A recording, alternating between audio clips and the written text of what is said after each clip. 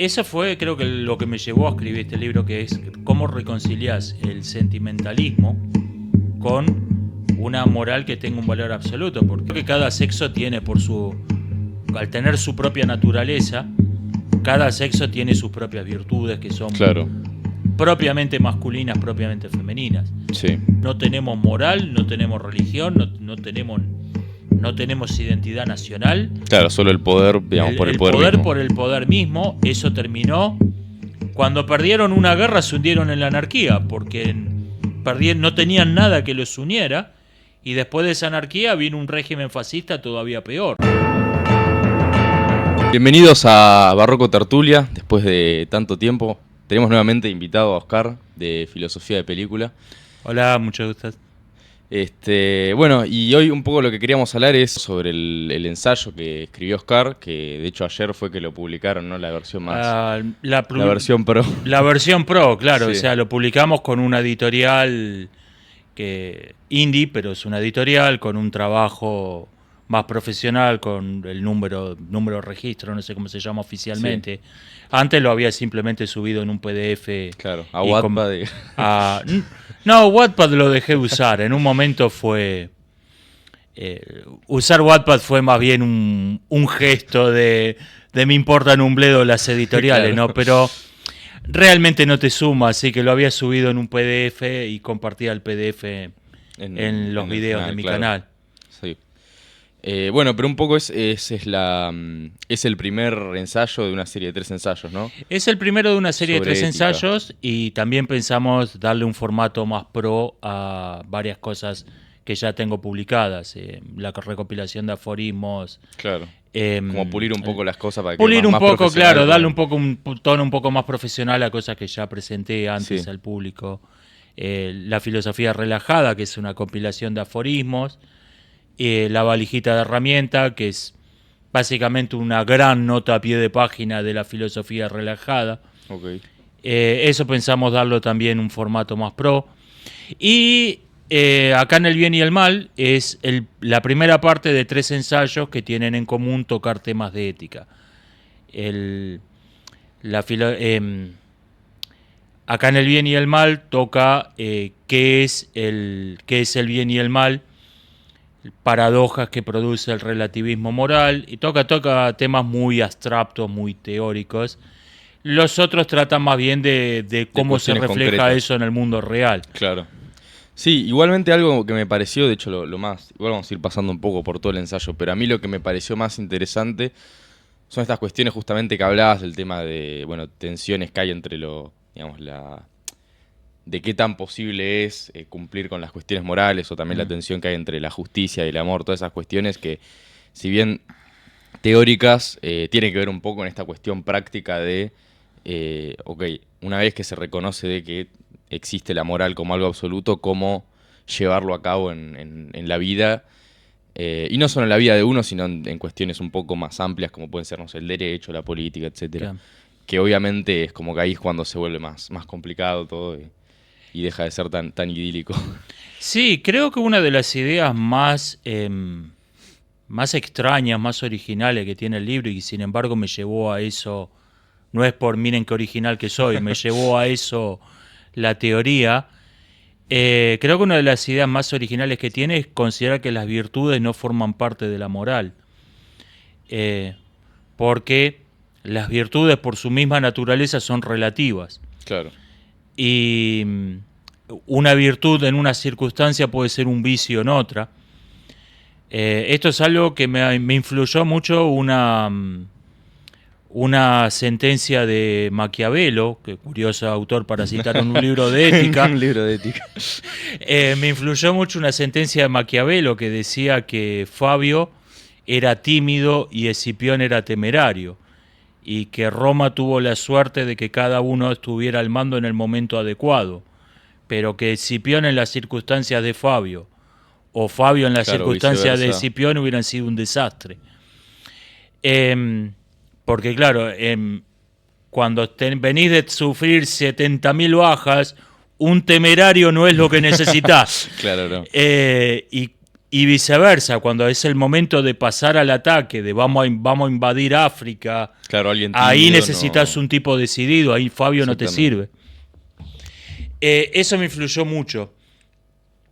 Y en realidad no es tan extraño como suena a primera vista, porque yo lo que digo en este ensayo es que las virtudes son las herramientas de la moral. Claro. O sea, las herramientas de un electricista mayormente no son eléctricas.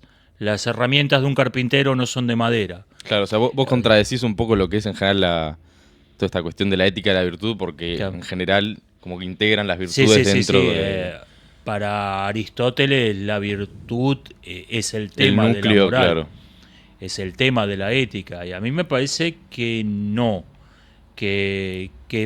o sea, estupendo tratado de la ética de Aristóteles, Sí. muy recomendable, pero me parece que no está tratando sobre el objeto en sí de la ética, sino que está tratando de las herramientas que se necesitan Claro. para...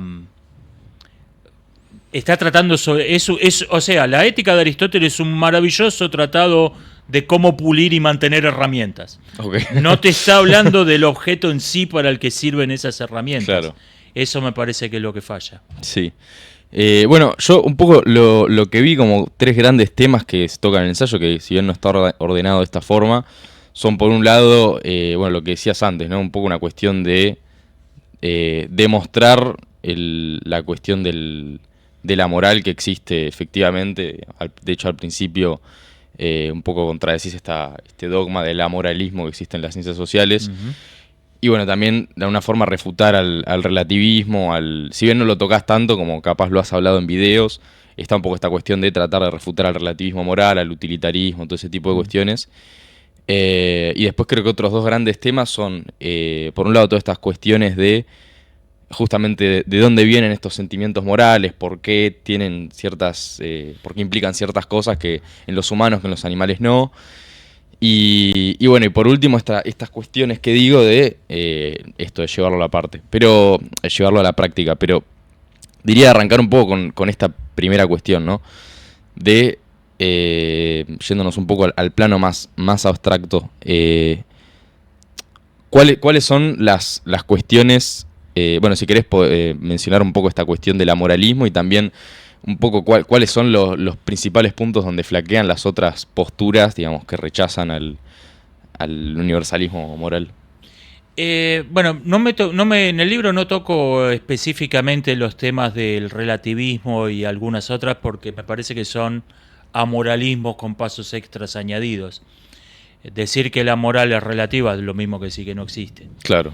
Es simplemente un paso extra, pero por eso no hablo, que en el canal, que es mucho más informal, hablo del relativismo moral, pero en un ensayo me parece que era el punto de ir al amoralismo, Claro. como lo encontramos en autores como Nietzsche, más teórico, más abstracto. Nietzsche se puede discutir si era moralista, pero tenemos esa visión de que la moral es una ilusión. Sí, que es un poco como decís, digamos, es la misma visión de fondo de decir, bueno, la moral es algo generado por la cultura. En el fondo, la moral es lo que dicen las leyes, la moral es algo cultural, la moral es un mito religioso. Claro, Es un están amoralismo diciendo con todas la pasos misma. extras Sí, añadidos. están diciendo todo lo mismo, claro. Básicamente te están diciendo que la moral no existe. Ok. En el caso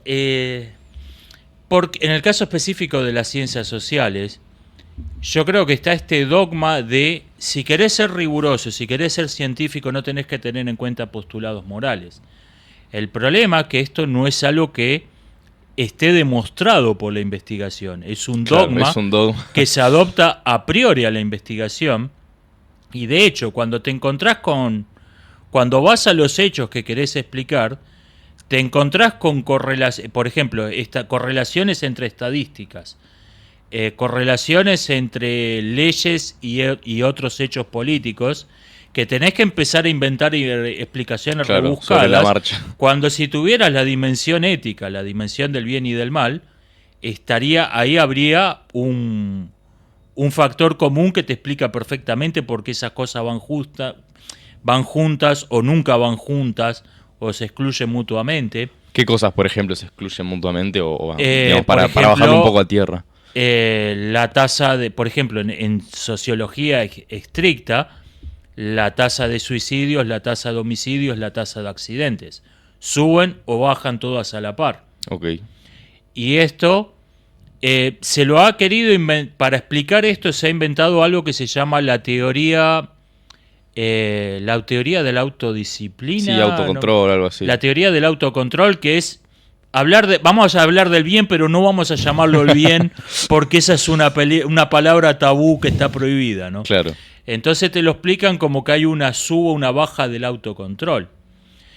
Y este parche en realidad te crea anomalías que si hubieras usado la palabra bien, no te aparecerían, porque de hecho algunos crímenes requieren un autocontrol. claro, robar un banco, por ejemplo. Robar un banco requiere planificación, organización, invertir una buena cantidad de... No sé quiénes gastaron como $2 millones para hacer un túnel.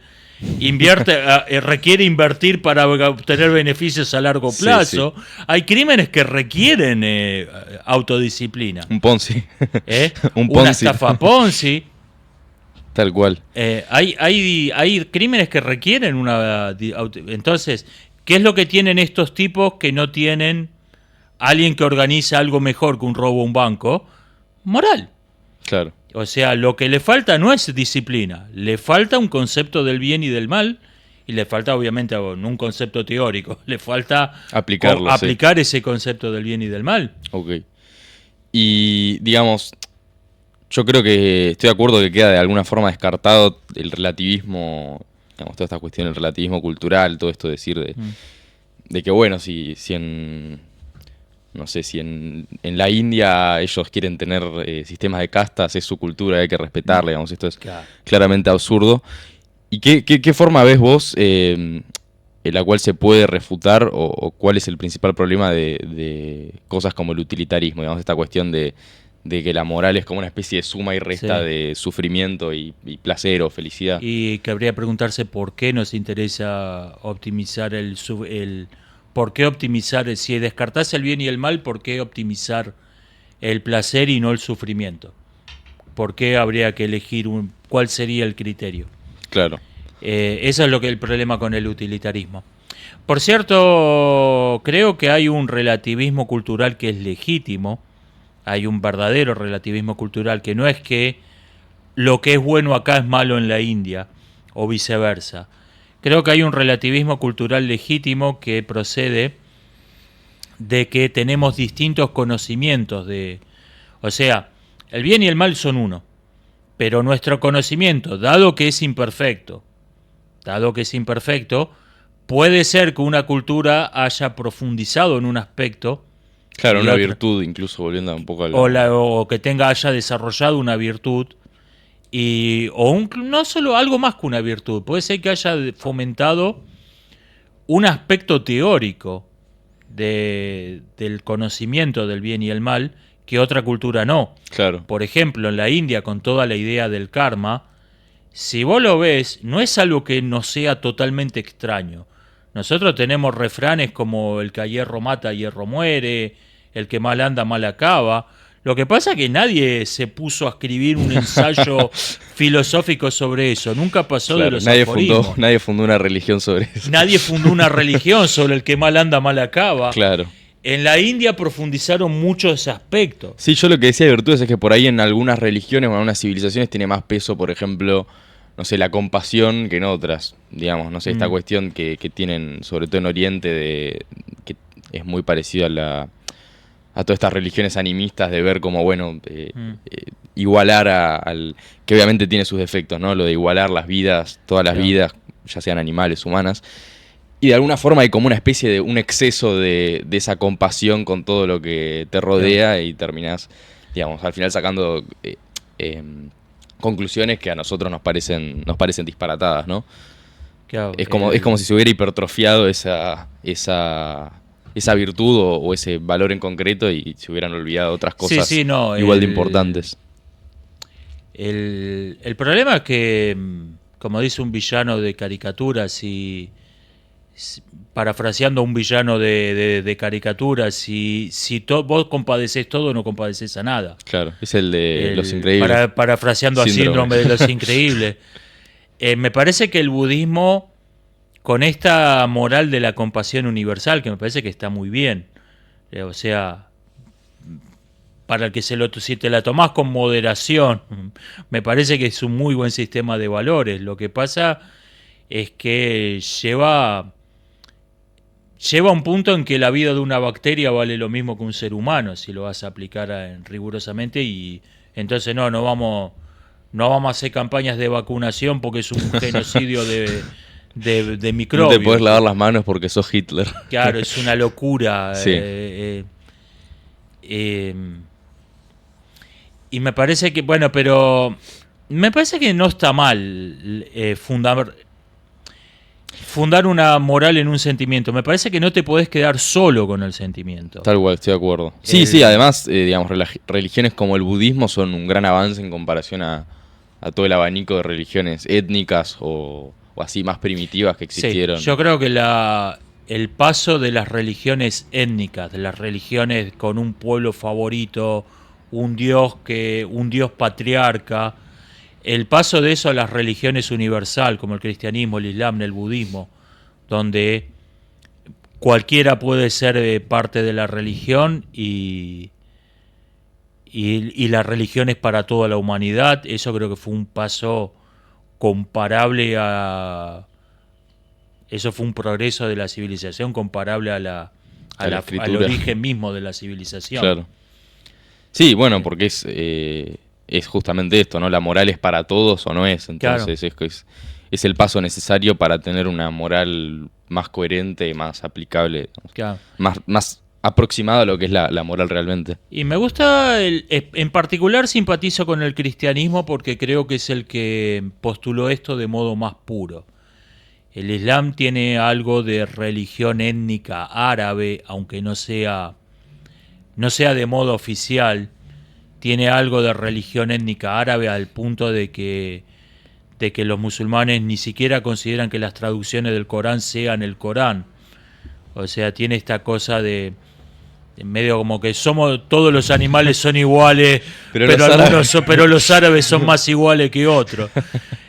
Eso, ojo, que también está en el cristianismo, pero me parece que mucho más diluido. Pero en el cristianismo, ¿cuál sería ese grupo favorito? Y tiene algo de religión étnica europea el cristianismo. Claro, bueno, pero eso se fue desarrollando más adelante, porque de hecho es como ya desde sus inicios niega un poco ese particularismo que había de las sectas judías de esa época. De hecho, antes de que la iglesia se consolidara, quise decir, hubo papas africanos, que eso ahora te llama la atención, pero en realidad en la época era algo perfectamente... Claro, eran woke en esa época. Claro, no eran woke, estaban en contra, estaban con muy malas relaciones con el Imperio Romano. Claro. Entonces que haya un papa... Andate a la mierda, yo soy el papa. Claro, que tengan un papa etíope, era algo perfectamente normal. Claro. Sí. Y ahora le han dado una lectura racial que obviamente es un completo anacronismo, está completamente fuera de los intereses. Sí, hay cada delirio. Una vez un amigo me mostró un pseudo artículo hecho por así identitarios negros que se ponen a inventar. No, mira, Beethoven en realidad era negro. Es como, dale, o sea, tan tirado los pelos lo va a hacer. Pero sí, hay muchas cosas que retuercen la historia a puntos... Cualquier la verdad, persona absurdos. que nació en África negra, sí. Menos Elon Musk. Tal cual, ese no es nuestro. Ese es de lo nuestro. Sí, otra cuestión que me parece interesante es, bueno, esta síntesis entre dos cosas que inicialmente parecen contradictorias, que es lo absoluto de la moral y la cuestión de si es objetiva o subjetiva, digamos. Yeah.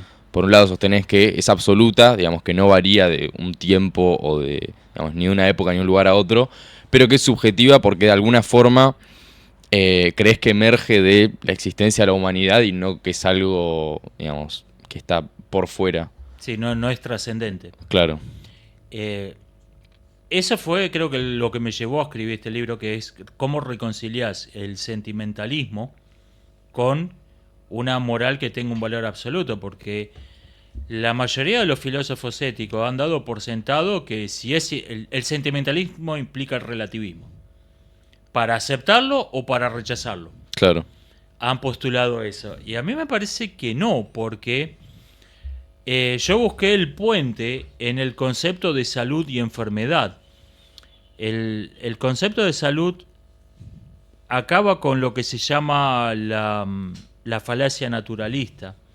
Que la falacia naturalista es algo que postuló el filósofo escocés David Hume, quien decía que no hay ningún paso lógico válido que lleve de A es a A debe ser. Claro. Entonces decía que fundamentar cualquier código moral en algún hecho de la naturaleza es necesariamente falaz. Y yo creo que Hume tiene razón, excepto en el concepto de salud y enfermedad. Porque la salud es, por definición, lo que debe ser.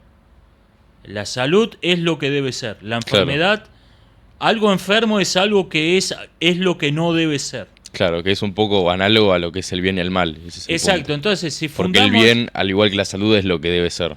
Claro, pero es que no es solo una metáfora. Yo lo que postulo es que toda persona mentalmente sana tiene que coincidir en que ciertas cosas son buenas y ciertas otras cosas no lo son. Y si no coincide en eso, es algo que está funcionando mal, es algo que es patológico, que no es normal. Ok. Entonces, a partir de ahí, eso, fundando un código ético en el concepto de salud, de salud en sentido amplio del término, te evita la falacia naturalista. Te evita podés pasar legítimamente de lo que es a lo que debe ser, Claro. sin ningún salto lógico. Sin ningún salto lógico. Y acá podés reconciliar el hecho, por ejemplo, de que las virtudes son relativas con el hecho de que los valores a los que sirven esas virtudes no lo son. Claro, son absolutos. Tienen un valor absoluto, exacto. El bien no es que... el bien, qué sé yo... una persona puede ser inteligente y una persona puede tener una gran fuerza física y pueden ambos usar cada uno aquello donde tiene su punto fuerte, lo puede usar para... Tanto para el bien como para el mal. Lo puede usar para bien o para el mal, pero cuando me refiero a que lo usan para el bien, me refiero a que pueden usarlo para lo mismo. Claro. Para obtener el mismo resultado a través de distintos métodos. Ok. Entonces... ahí acaba con esa contradicción de que el sentimentalismo implica, si te fundás en los conceptos de salud y enfermedad, acaba con ese principio de que el sentimentalismo implica necesariamente el relativismo. No es así. Claro, porque la salud también es algo absoluto. Porque la salud es subjetiva, estar sano es en buena medida sentirte sano. No autopercibirte sano, me refiero a que es un sentimiento estar sano en buena medida. Sí, independientemente de eso, no existe la salud si no existen los seres que pueden estar saludables o enfermos. Los seres vivos. Sí. Es al mismo tiempo subjetiva, es sentimental, y sin embargo tiene un valor absoluto. Claro. Sí, yo había notado esto, y de hecho también con este mismo nexo con la salud, pero en la estética, que es mucho más evidente, digamos, en la belleza física de cómo...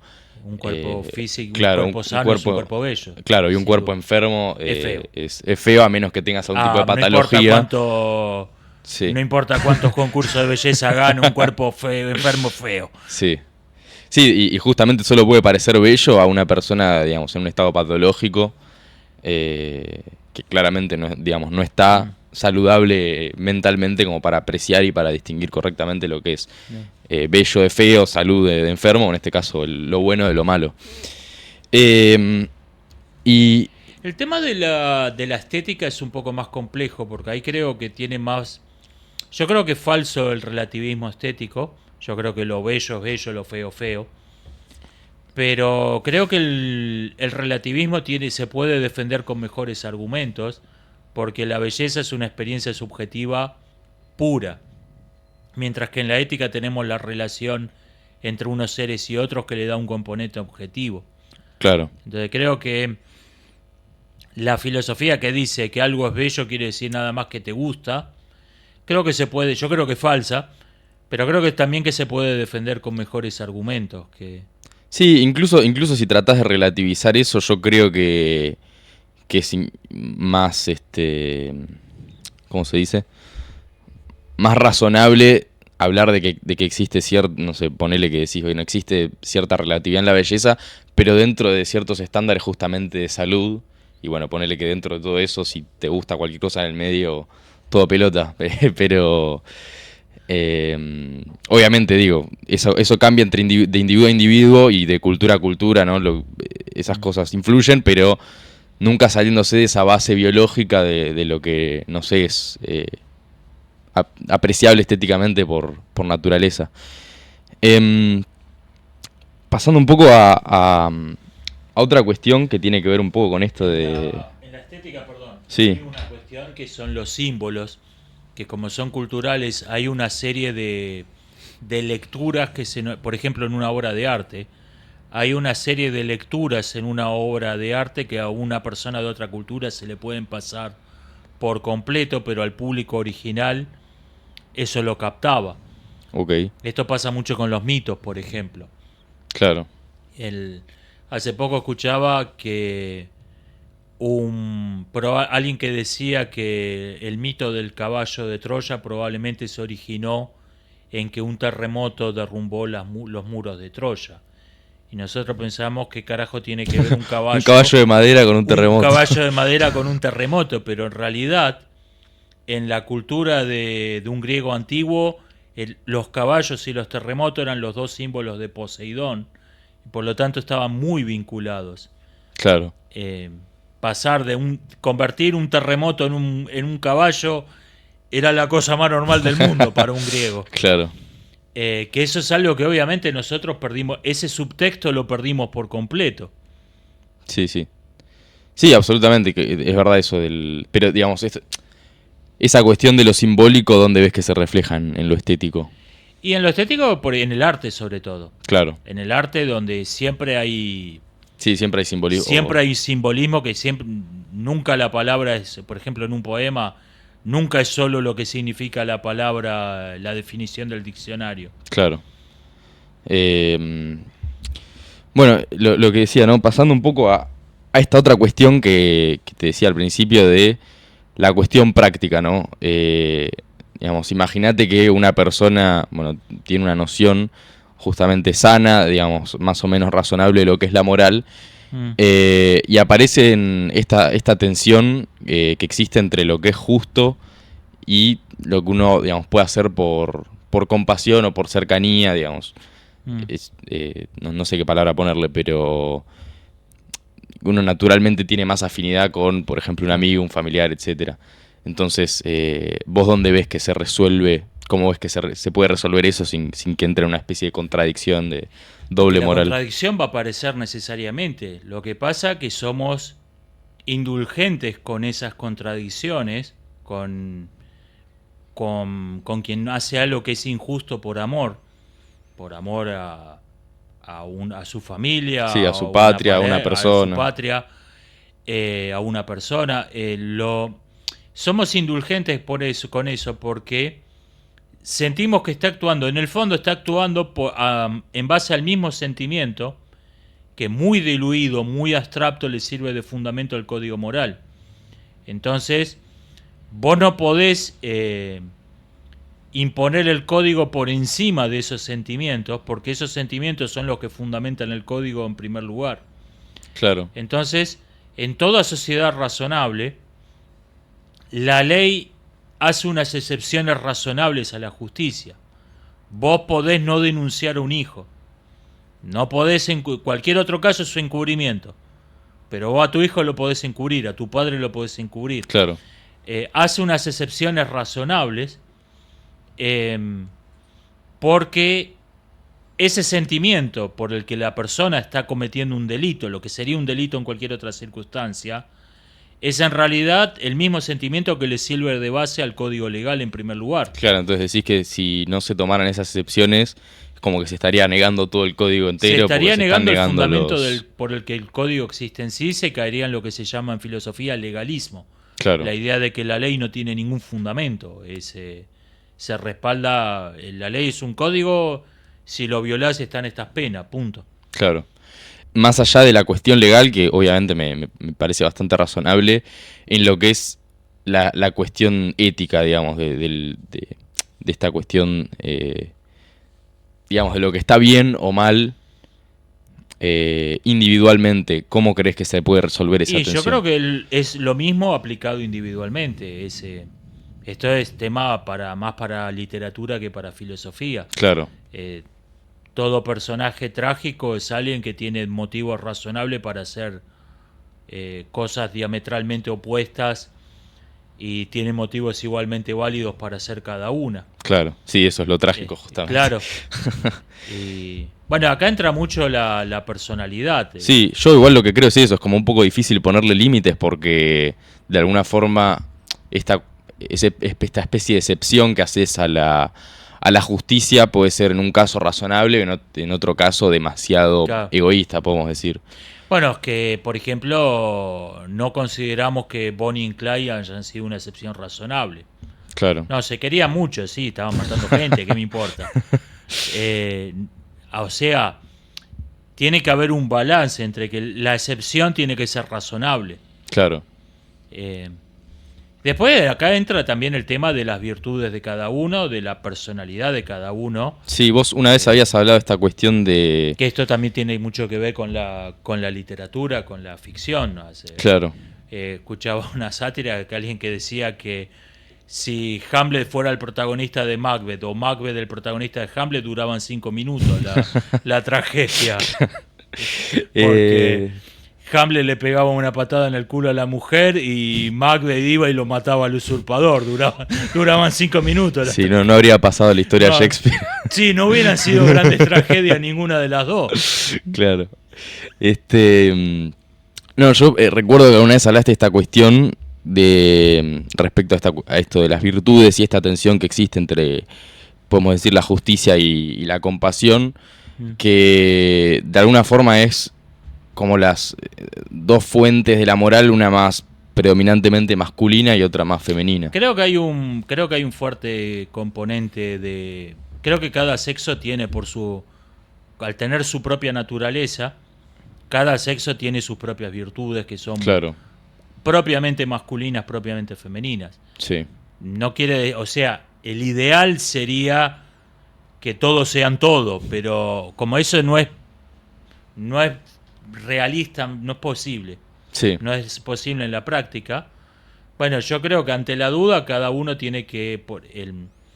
si hay una cierta incompatibilidad entre la justicia y la compasión, yo creo que el hombre tiene que orientarse a ser justo y la mujer a ser compasiva porque son las virtudes más propias de su sexo. Claro.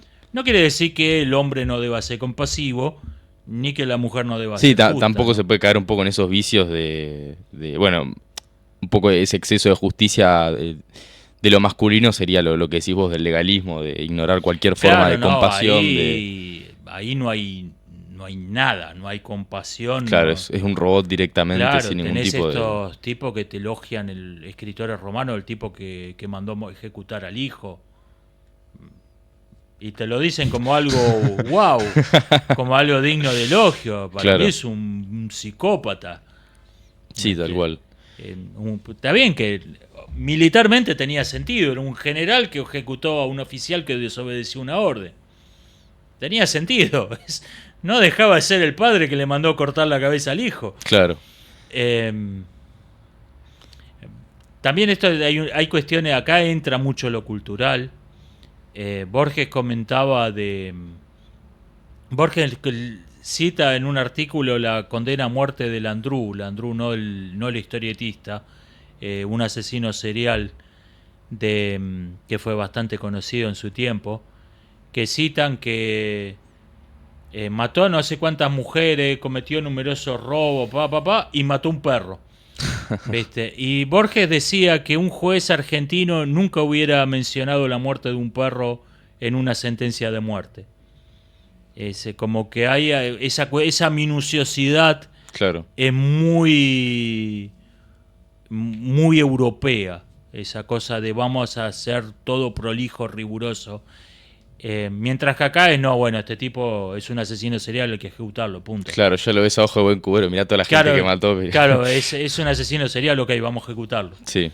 Y es otra... le hubiera dado vergüenza mencionarle la muerte de un perro en una sentencia de muerte. Claro. Y bueno, y después está esta otra cuestión esta otra, si se quiere, tensión, pero a mí ya me parece un poco más razonable, un poco más comprensible, que es esta cuestión de lo posible y lo imposible, ¿no? Que obviamente que tiene que ver mucho también con cosas como el dilema del tranvía, todo eso de tener noción hasta qué punto uno cuando comete acciones relativas a la moral controla la situación o no. Exacto, yo creo que la gran falacia del dilema del tranvía es no mencionar o considerar irrelevante. El dilema del tranvía es, bueno, explico brevemente lo que es para el que no lo sepa, aunque creo que a esta altura del partido todo el mundo lo sabe. Sí. Es una persona tiene una palanca, hay un tranvía fuera de control que va a una vía donde hay 5 personas atadas. Uno puede accionar una palanca y desviar el tranvía a una vía lateral, pero en esa vía lateral hay una persona atada a la vía. Entonces, muchas personas tienden a tomar el atajo mental de, bueno, es mejor que muera una persona que no 5 y deberías accionar la palanca. Y yo creo que el gran problema que tiene ese dilema es que no está teniendo en cuenta que la persona no controla la situación. La persona que la pusieron, acá hay un tranvía fuera de control, va a esta vía donde hay 5 personas, acá tenés esta palanca. Esa persona no controla la situación. Y esto es algo que no está teniendo en cuenta. Y creo que por eso no tener en cuenta esa cuestión que es importantísima, de qué controlamos, qué no controlamos, y tratar una situación que no controlamos como si la controlásemos, es lo que lleva a tomar estos atajos mentales de, bueno, mejor que muera una persona y no que mueran 5. Claro. Cuando en realidad lo que tiene que buscar la persona que está en la situación del dilema del tranvía es cómo salgo de esta situación. No preguntarse si tiene que accionar la palanca o no. Y esto creo que es el fundamento también de varias morales que tienen principios razonables. Creo que el vegetarianismo es el mejor ejemplo de esto. Y no se preguntan si eso es aplicable o no. Claro. Sí, es un poco como este exceso de compasión al punto de que ya no es No es razonable. exceso de compasión. O sea, no querés matar animales. Bien, estoy de acuerdo. ¿De dónde sacamos las proteínas que necesitamos para... Nuestro cuerpo necesita proteína, ¿de dónde la sacamos? Todo lo que tiene proteína en algún momento anduvo caminando por ahí. ¿De dónde la sacamos? No está teniendo en cuenta la cuestión práctica de si es posible o no aplicar ese principio. El principio en sí es perfectamente razonable, matar animales está mal. Claro. Pero me parece que no está teniendo en cuenta si es posible, si es aplicable o no. Sí. Lo que no es posible es justo únicamente en apariencia. Claro. Es justo únicamente en apariencia. Decirle a un animal, nosotros, a un animal que necesita carne, no comas carne. Claro, va en contra de la salud justamente. Es que precisamente es injusto. Precisamente es injusto. Le estás diciendo a alguien que tiene que hacer algo que sabes que por su naturaleza va en contra no de su propia naturaleza, claro.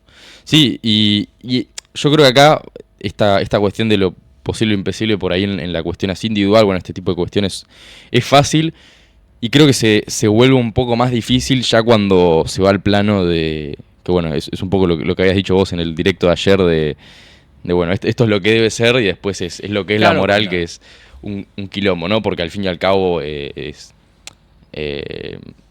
digamos, no vivimos en un mundo ideal donde esto se cumple y listo, sino que es mucho más caótica la realidad.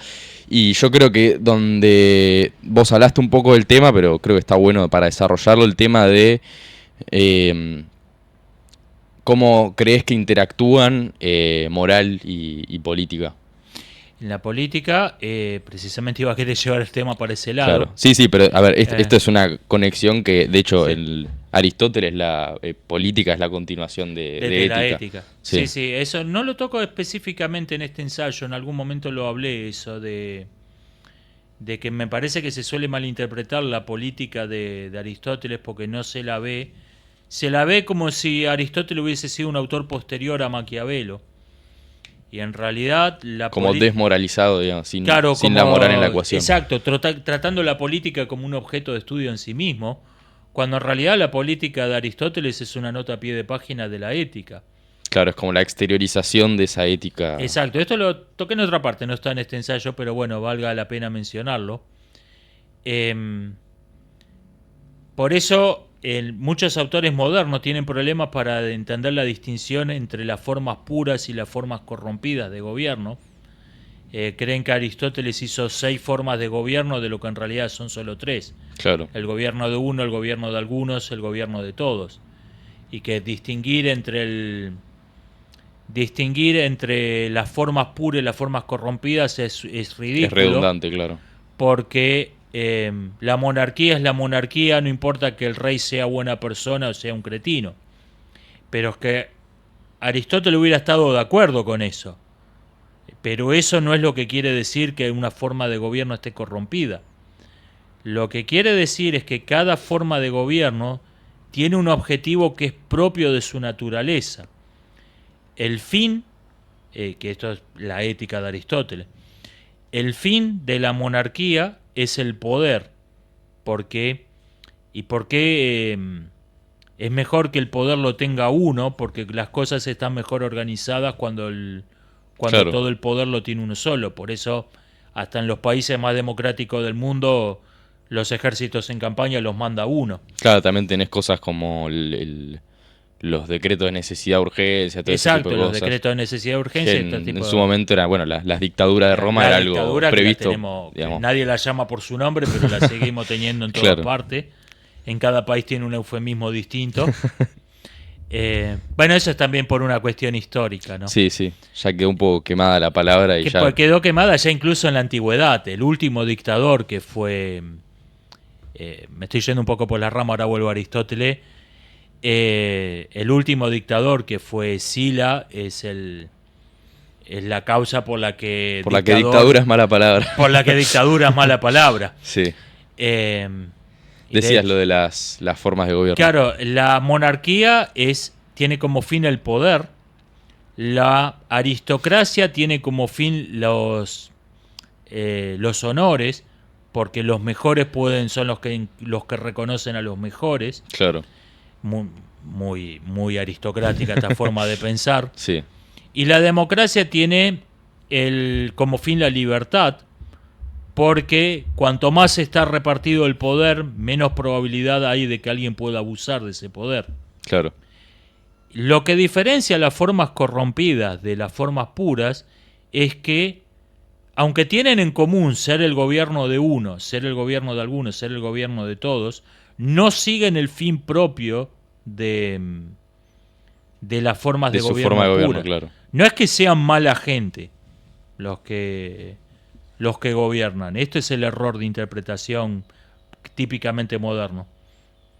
Incluso ya algún romano lo malinterpretó mal, así, del mismo modo que se lo malinterpreta hoy. La tiranía tiene como fin la riqueza o el abuso de poder. Generalmente el tirano está...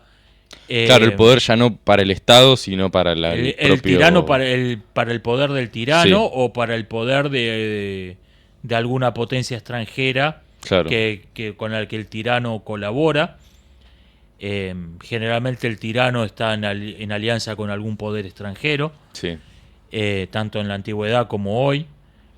La oligarquía tiene como fin no los honores sino la riqueza. Es el gobierno de los ricos para hacerse todavía más ricos. Y la demagogia, que es la forma corrompida de la democracia, es el gobierno de todos, pero no para la libertad, sino para tratar de obtener planes sociales, vamos a decirlo de modo moderno, el equivalente del plan social claro, sí, de la antigüedad. O sea, la distinción básica que está haciendo entre formas puras y formas corrompidas Aristóteles es directamente una nota a pie de página de la ética de Sí, Aristóteles. Donde decía que, bueno, cada uno está aplicando a la política lo que en la ética dice respecto al individuo. Cada uno tiene que tratar de ser aquello que por... Tiene que tratar de ser en acto aquello que por su naturaleza es en potencia. sí. Bueno, y entonces, digamos, vos, ¿dónde ves esto? Porque ocurre un poco, o te puedes ir respecto a esta cuestión de la moral y la política a algunos de los dos extremos, que uno sea ser extremadamente cínico, digamos, esta cuestión de la realpolitik, Claro. de negar cualquier forma de, bueno, Maquiavelo, negar cualquier forma de moral, o irse muy al lado idealista de pensar que bueno, que el mundo es hermoso y vamos a hacer la Liga de las Naciones y esto va a salir muy bien. Y, bueno, Claro. claramente fracasa. Y es que... De hecho, vos, perdón, en el ensayo creo que mencionás algo de que naturalmente, digamos, por este principio de que la moral tiene que estar subordinada a esta especie de principio de posibilidad, que el Estado para existir y para funcionar tiene que sancionar ciertas leyes Tiene que que son sancionar inmorales. leyes que son inmorales. Claro, El ejemplo más obvio es el espionaje. sí, Es la mentira sancionada, la mentira convalidada legalmente. El claro, espionaje. Y sin embargo, todo estado del que hay registros históricos tuvo un servicio de inteligencia. No puede no tenerlo. No puede el presidente leer el diario. Sí. claro, El, no puede no tenerlo. Sin embargo, es algo que tiene que existir y sin embargo es obviamente inmoral. La inteligencia implica la mentira. sí, La inteligencia en el sentido no de la inteligencia del IQ, claro, sí, sí, la inteligencia en el sentido de espionaje implica necesariamente la mentira. claro, Eh, tiene que, el problema es que cuando te vas a lo que es posible, tenés que tener en cuenta que el fundamento de la política son las alianzas. En las alianzas tenés que, y ahí tenés que distinguir qué es importante y qué estás dispuesto a negociar. Y me parece que la realpolitik, irónicamente, no es realista porque está dispuesta a negociar todo. Y si vos estás dispuesto a negociar todo, no tenés ningún verdadero objetivo. claro, Entonces, irónicamente no es realista. Irónicamente no es realista. Toda organización política que se vuelve maquiavélica tiene dos destinos. Se convierte en una empresa de mercenarios o deja de existir.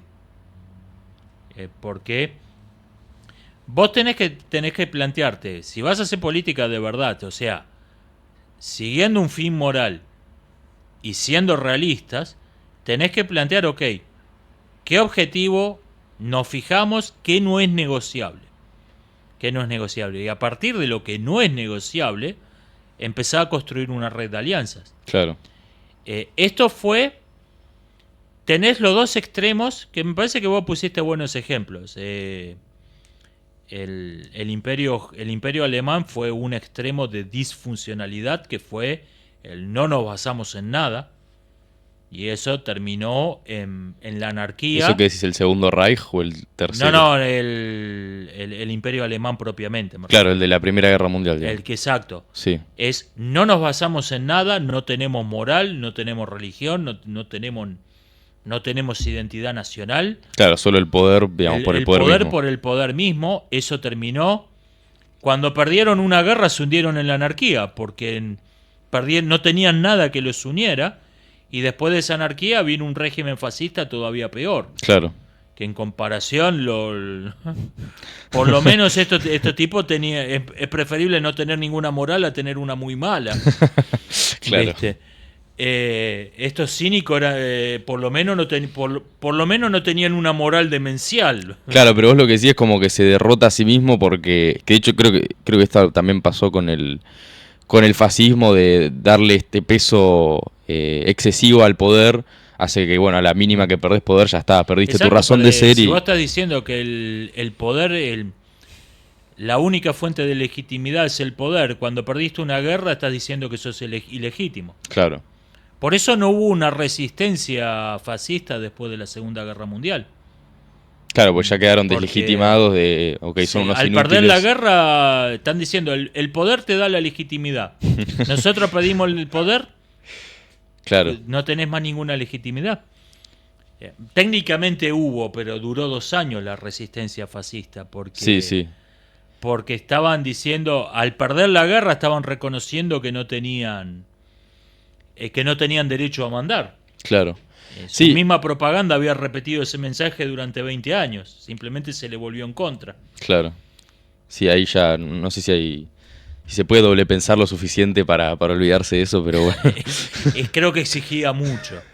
claro. Creo que exigía mucho. Sí, yo creo que me da un poco esta impresión a simple vista que sucede esto, ¿no? Que, como digo, es mucho más sencillo la ética desde el punto de vista individual, de las acciones individuales, y a más te va yendo hacia la esfera política, se vuelve como, digamos, hay como más tensiones entre esta cuestión de lo que es posible y lo que es conveniente con lo que es moralmente bueno. Mm. Y sobre todo está en todo lo que es las relaciones entre países, porque ahí ya no tenés ni siquiera una ley que subordine Claro. a todos los actores, digamos, en un mismo, Tenés en un algo mismo así marco como una moral. jurisprudencia, si se quiere, internacional, pero no leyes propiamente dichas. Claro, Eh, Creo que el otro extremo, redondeando la idea que marcabas, el otro extremo de la realpolitik, creo que también lo señalaste muy bien, son estas ligas universales. sí, Kant, básicamente. Kant. Lo que pasa es que Kant sonaba muy bien en el siglo XVIII. Cuando no se había intentado. Claro, lo que pasa es que hoy no podemos... ¿Qué pasa? Yo leo La Paz La Paz Perpetua, Kant para presidente, te voto. Hasta que me acuerdo, estas ideas ya se llevaron a la práctica 2 veces. 2 veces, la Liga de las Naciones y la ONU, y hoy sabemos perfectamente qué es lo que falla. Claro, Si vos haces una liga una liga se funda con un enemigo común y con un objetivo común. O sea, somos por ejemplo, una identidad que esté más allá de las naciones. Somos la liga del continente americano, somos una liga de democracias, somos una liga de países comunistas, somos una liga de ciudades griegas. claro. Se funda con algo que tengan todos en común, Sí, y necesariamente en oposición a otra cosa. en oposición al capitalismo, al comunismo, A lo no al democrático, imperio persa. claro.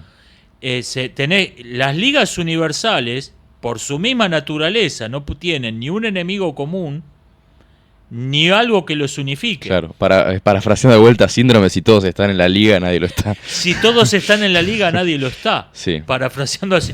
Curioso hablar de filosofía y parafrasear a Síndrome de los Increíbles. 2 veces en la misma Dos charla. veces en una hora. Sí. Entonces, ¿qué pasa? Cuando aparece algún conflicto serio, te das cuenta que son ligas de papel. Claro, Que son ligas de papel. Cuando esa liga de papel le dijo a la primera potencia del mundo, que era Alemania en el 1936, no, te vamos a expulsar. Ay, como tiemblo. sí. Sí, de hecho, bueno, ahora está todavía más...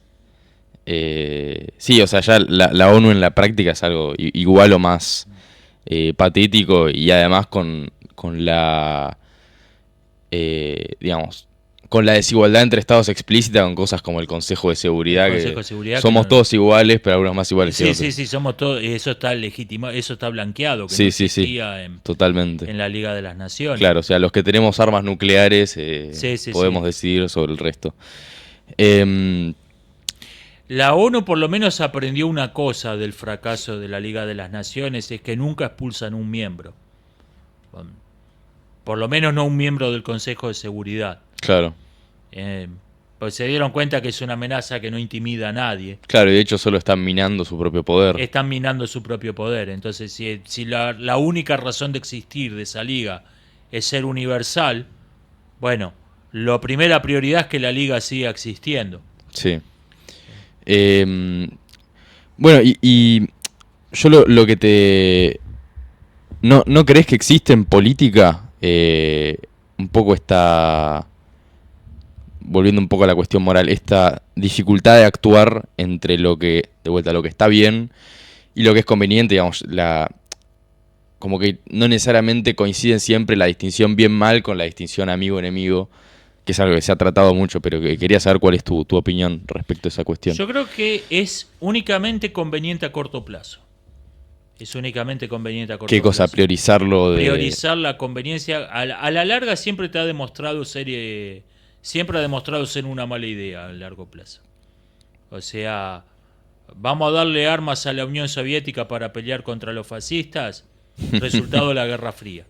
Sí, es verdad. Bueno, Estados Unidos tiene un poco un gran historial de vamos a darle armas a los talibanes, vamos a darle armas a los talibanes. Ahora están dándole armas a Al Qaeda por si alguien creía que habían aprendido. Sí. Vamos a darle armas a Israel. Eso. Sí. Israel en su momento vamos a darle plata jamás. Sí, ya les va a pasar factura. Eso. Sí. Ya les va a demostrar que no fue una gran idea. Claro. Pero a la larga te demuestra que es incluso es una mala idea a corto plazo, porque aliarte con gente que no es lo mejorcito te bloquea otras alianzas que serían más convenientes, te echa gente que de otro modo se te hubiera unido. Entonces yo tengo serias dudas de que exista en sí mismo una oposición entre lo conveniente y lo bueno. Claro. Yo creo que puede ser que en teoría, o sea, no estoy diciendo que lo bueno siempre es lo conveniente, pero te conviene actuar como si lo fuera. Te conviene actuar como si lo fuera porque cuando vos decís, no, en este caso lo más conveniente no es lo moralmente correcto, la historia ha demostrado que siempre resulta ser un error eso. Sí, interesante. Sí, creo que nos estamos quedando un poco cortos de tiempo. Me parece que no queda ningún tema así grande en el tintero. Sí, no, dos cosas me acabo de acordar que me parece que están buenas para la cuestión práctica, porque, a ver, un poco varios temas que hablamos en este canal, al fin y al cabo tienen que ver con cierta cuestión de filosofía práctica, porque, a ver, no claramente a nivel de humanidad, de civilización, no estamos en el mejor momento y es un poco como que todo es caótico y uno tiene que tener cierto norte en distintas cuestiones para saber, ¿no?, cómo actuar. Y creo que hay algo que está bueno de lo que hablas, que tiene que ver con la educación respecto a la moral, que, digamos, al ser la moral una cuestión lógica, digamos, que parte desde sentimientos y se da todo se da todo por consecuencia lógica, se puede enseñar.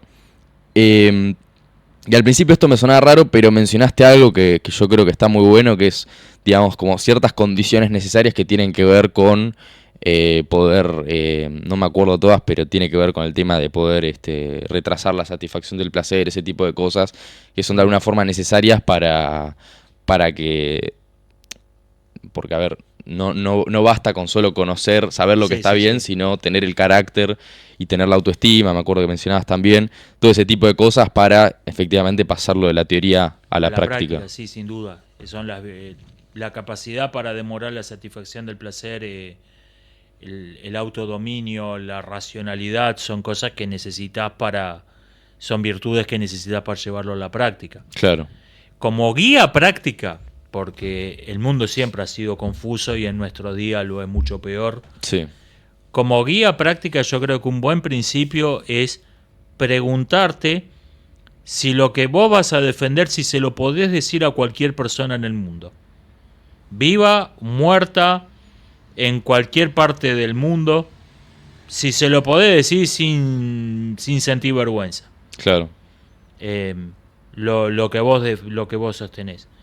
Bueno, esto obviamente no es un principio lógico, porque un bromista me dijo, yo le puedo decir a cualquier persona en el mundo, no porque sea bueno, sino porque soy un cara dura.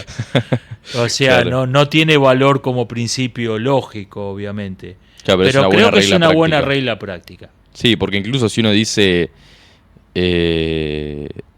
algo que realmente considera bueno y se lo dice a una persona que digamos, despreciaría ese pensamiento, realmente es porque la otra persona es despreciable, no porque uno tenga que sentir vergüenza por hacer el bien. ¿no? O sea, vas a enojar siempre a alguien. Claro. El asunto es enojar a las personas correctas. Sí, absolutamente. Que alguien, porque cuando te dicen, bueno, no, pero esto fue un mal necesario para lograr, bueno, se lo podría decir a la madre de las personas que murieron que bombardeaste. en el mal necesario, que eso fue explicarle que la bomba que le cayó a su hijo fue un mal necesario para lograr un bien a largo plazo. Mayor, sí. Creo que esa es una buena guía práctica. ¿Se lo podés decir a absolutamente cualquier persona? Claro, igual justo eso se lo dirías a un político que son caraduras, entonces... Claro, el problema es que a un político sí, yo puedo decirle con la cara de piedra a cualquiera. No, pero en mi brevísimo plazo de actividad política en un sindicato, lo que vi que tienen la mentalidad de... como que es verdad, la política es hacer alianzas. Me parece que lo que tienden a perder de vista es que debajo de las alianzas tiene que haber algo. Claro. Y ahí es donde la ética entra en juego. Bueno, cortamos un poco por acá, que nos estamos quedando sin tiempo, y aparte me parece bien terminar un poco con estas cuestiones de esa regla práctica, que me parece que sintetiza muy bien todo, y bueno, sirve para llevarlo a la práctica justamente. Así que bueno, hasta acá dejamos la charla de hoy y nos estamos viendo. Gracias por la invitación.